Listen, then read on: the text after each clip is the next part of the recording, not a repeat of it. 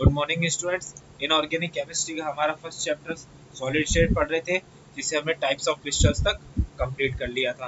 अब हमें देखना है crystal lattice and unit cells. अब हम स्टार्ट करते हैं what is crystal lattice and unit cells. The crystal lattice is the pattern formed by the points and used to represent the position of these repeating structural elements। यानी क्या होता है, crystal lattice एक pattern है किस चीज का, points का, जिससे हम यूज करते हैं किसी पोजीशन को रिप्रेजेंट करने की। अब अगर हम किसी क्रिस्टल की स्ट्रक्चर बनाएंगे तो किससे बना होता है क्रिस्टल, क्या कोई भी एटम है या एलिमेंट से मिलकर बना होगा। तो उस क्रिस्टल के अंदर वो एलिमेंट्स किस जगह सिचुएटेड है, हमें उनकी जो पोजीशन है वो हम क्रिस्टल लैटिस या यूनिट सेल के थ्रू पता करते हैं।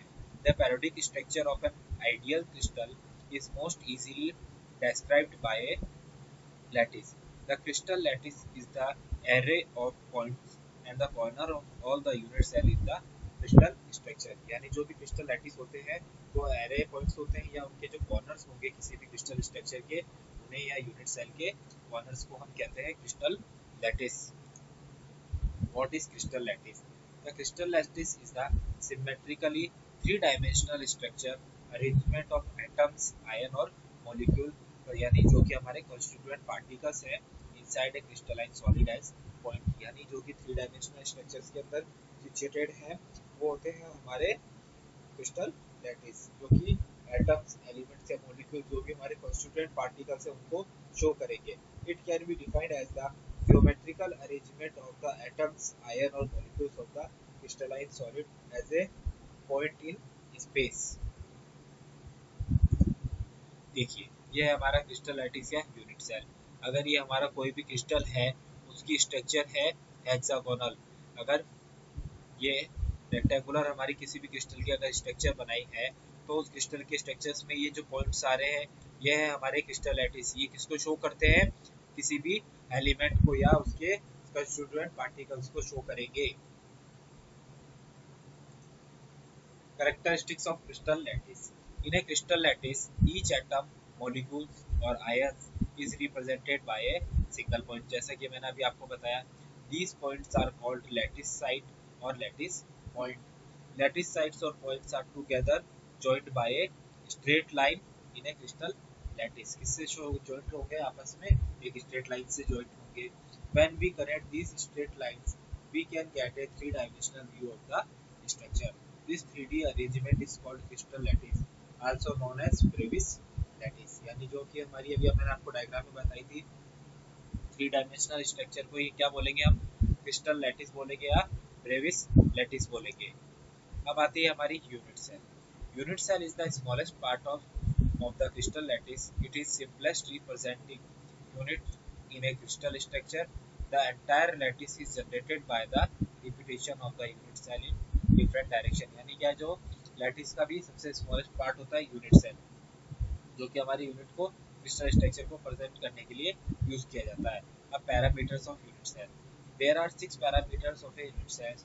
These are the 3 axes which are ABC and the angles between the axes are alpha, beta and gamma. इस तरीके से यानी थ्री साइड्स ABC तथा एंड उनके जो एंगल्स हैं अल्फा, बीटा एंड गामा, उन तीनों को ऐड करके क्या होगा, हमारे 6 पैरामीटर्स हो गए।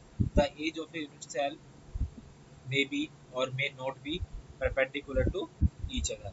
देखिए ये हमारे तीनों तो डायरेक्शंस हो गई ए बी सी, और इन तीनों के बीच में जो एंगल्स बन रहे हैं alpha, beta and gamma are the parameters of unit cells, और ये है हमारी थ्री डायमेंशनल स्ट्रक्चर।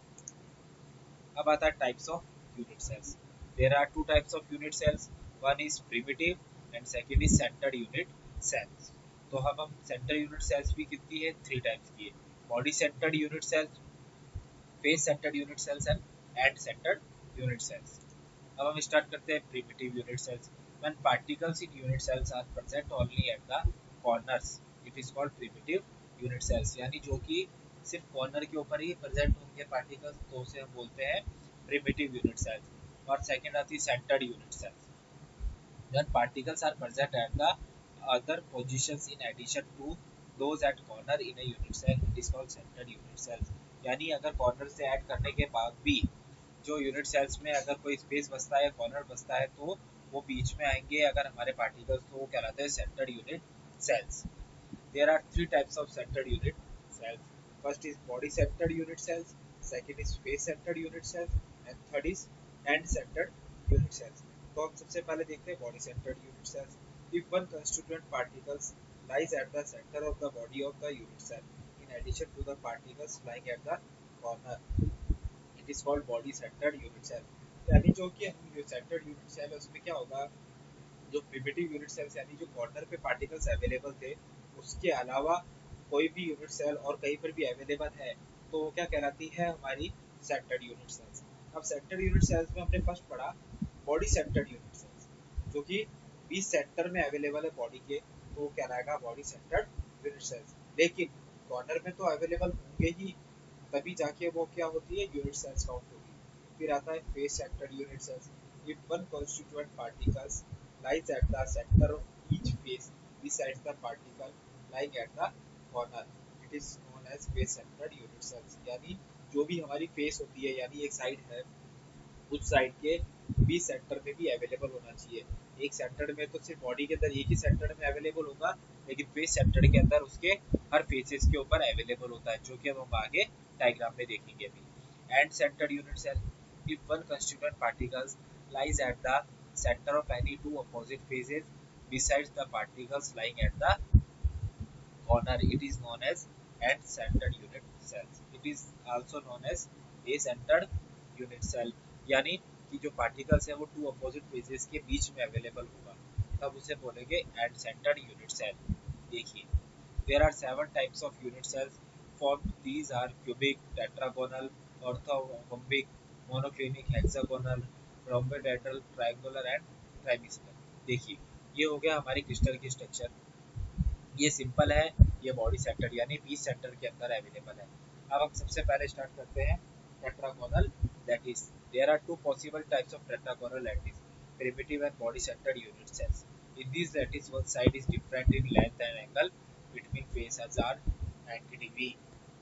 अगर हमारा सिंपल क्रिस्टल स्ट्रक्चर है तो इस तरीके से बनेगी, जिसके अंदर ये कॉर्नर्स के अंदर जो कि हमारे हैं लैटिस पॉइंट्स यानी यूनिट सेल्स जो है हमारी साइड वाली है, ये जो साइड ब्लैकिश है शो, ये हमारी यूनिट सेल्स है. अब मैंने कहा बॉडी सेंटर. देखिए, कॉर्नर्स में हमारे यूनिट सेल्स अवेलेबल होने के बाद भी क्या है, एक ये बी सेंटर के अंदर अवेलेबल है, तो इस तरीके से हम बॉडी सेंटर्ड यूनिट सेल को शो करते हैं. अब आता है orthorhombic lattice. 4 types of orthorhombic lattice are possible. They are primitive, primitive यानी कॉर्नर्स में अवेलेबल, एंड सेंटर्ड यानी देखिए ये है हमारा बेस सेंटर यानी एंड सेंटर, दो फेसेस के बीच अपोजिट्स के अंदर अवेलेबल है, ये होता है हमारा base centred. And face centred. Face centred यानी ये एक फेस, इन चारों को मिला के एक फेस, तो इसके सेंटर में एक अवेलेबल. इन चारों को मिला के एक फेस, तो इसके सेंटर में अवेलेबल. इन चारों को मिला के एक फेस, तो इसके एक सेंटर में अवेलेबल. इस चारों को मिला के एक फेस, तो इस सेंटर में. यानी हमारे टोटल लैटिस पॉइंट कितने हो जाएंगे, 4 मिला के काउंट करके हम उसे उसके लैटिस पॉइंट्स यानी यूनिट सेल्स को काउंट कर सकते हैं. फिर लास्ट था हमारा एंड सेंटर, जो कि एक कोने के अंदर अवेलेबल है, जो हो गया हमारा बॉडी सेंटर्ड. और ये हमारा एंड जिसको हमने बेस सेंटर्ड भी बोला, ये बॉडी सेंटर्ड. और ये हमारा प्रिमिटिव. इनके बीच में भी जो एंगल्स होगा वो 90 डिग्री होगा. फिर आता है monoclinic lattice. There are two possible typically of monoclinic lattice. They are primitive and end-centered. They have unequal sides and two faces have angles then other than 90 degree. देखिए मोनोक्लिनिक लैटिस क्या होगा, जिसके अंदर कोई भी चारों जो साइड्स है वो एक दूसरे से अपोजिट होगी. अगर अपोजिट हो रही है तो उसके अंदर क्या होगा कि फेस सेंटर नहीं हो सकता, क्योंकि साइड्स अपोजिट है तो सेंटर में कैसे काउंट करेंगे. इसलिए इसके अंदर कौन सा यूज आएगा, हमारा एंड सेंटर. एंड सेंटर का मीन्स क्या हुआ था, दो अपोजिट फेसेस के बीच में जो अवेलेबल होगा वो हमारा एंड सेंटर्ड होता है. और सिंपल मोनोक्लिनिक तो इजीली बन जाएगा. Next is hexagonal lattice. Hexagonal lattice is one type only. It has one side is different in length to the other two and the angle on two faces are 60 degree. ये देखिए, इनके बीच में जो angle होगा वो 60 degree का होगा other angles के कंपैरिजन में. फिर आता है rhombohedral lattice. Only one type of lattice is possible for rhombohedral lattice. It has all sides equal and angle on two faces are less than 90 degree. देखिए, यानी इसकी जो दो साइड्स हैं वो तो क्या हो जाएगी, आपस में सेम रहेगी, बाकी की जो दो है वो एक दूसरे से अलग रहेगी और 90 डिग्री का एंगल बनाएगी। Next is last triclinic lattice.